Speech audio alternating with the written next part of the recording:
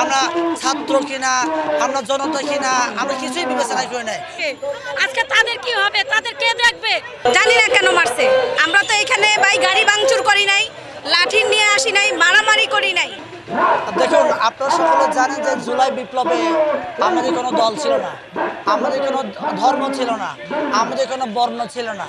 ৭১-এও ঠিক এইভাবে আমাদের কোনো ধর্ম বর্ণ ছিল না। আমরা সবাই একসাথে ৭১-এ আমরা পাকিস্তান হানাদার বাহিনীর বিরুদ্ধে আমরা একসাথে যুদ্ধ করেছি। কিন্তু পরবর্তীতে আমরা দেখি যে আমরা একসাথে যুদ্ধ করার পরে আমরা যখন বিজয় লাভ করেছি, আমাদের পার্শ্ববর্তী রাষ্ট্রের ইন্ধনে আমরা কিন্তু বিভাজন হয়ে গিয়েছিলাম। তখন বিভাজন হতে হতে হতে হতে আমাদের এই বাংলাদেশকে ভারতের অঙ্গরাজ্য হওয়ার জন্য যা যা প্রসেস ছিল, এই আমার বাংলাদেশের রাজনীতিবিদরাই তাই করেছে। এই যে আমরা জুলাই বিপ্লবে আমরা সবাই একসাথে যুদ্ধ করেছি, আন্দোলন করেছি এবং হাসিনাকে আমরা একসাথে তাড়িয়েছি। আমরা এখানে ধর্মের বিবেচনা করে নাই, জাতের বিবেচনা করে নাই, আমরা ছাত্র কিনা, আমরা জনতা কিনা, আমরা কিছুই বিবেচনা করে নাই। আমাদের চিন্তা ছিল শেখ হাসিনাকে তাড়াতে হবে। শেখ হাসিনাকে না তাড়ালে এই বাংলাদেশ আর থাকবে না, ভারতের অঙ্গরাজ্য হয়ে যাবে। এই চেতনা থেকে কিন্তু আমরা সবাই একযোগে, রিক্সাওয়ালা, ভ্যানওয়ালা, শ্রমিক, কৃষক, মজুর সবাই একসাথে আমরা যুদ্ধ আন্দোলন করে রক্তের বিনিময়ে, ঘামের বিনিময়ে, শ্রমের বিনিময়ে কেউ টাকা দিয়েছে, কেউ অর্থ দিয়েছে, কেউ মেধা দিয়েছে, কেউ আবার রাস্তায় নেমে ইট মেরেছে। এভাবেই করে কিন্তু আমরা তাড়িয়েছি। দিন শেষে আমরা দেখি যে জাতীয় নাগরিক কমিটি হয়েছে, এই জাতীয় নাগরিক কমিটি আমি প্রথমে সাধুবাদ জানিয়েছিলাম যে ওরা যেহেতু বাংলাদেশ সবাইকে এক ছাতা তুলে আনার জন্য এই জাতীয় নাগরিক কমিটি করছে।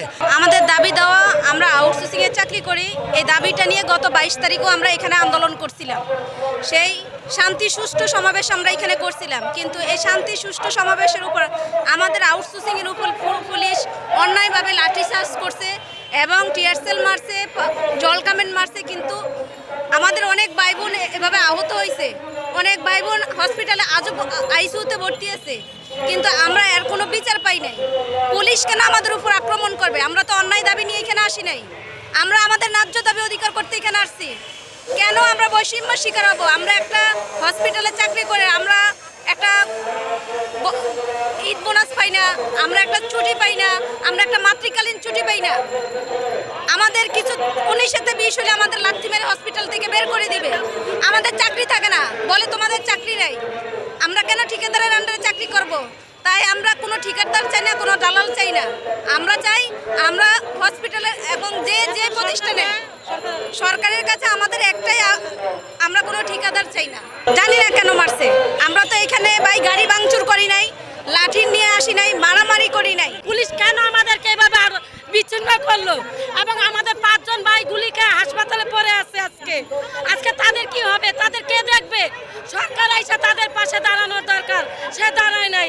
আজকে 13 বছর চাকরির বয়সে যেই বলে জিজ্ঞেস করে কেন তোমরা এখন আন্দোলনে নামো, 13 বছর চাকরির বয়সে আমরা আন্দোলনে নামছি, কিন্তু কেন নামছি? আমাদের পিছনে দেওয়াল ঠেকে গেছে।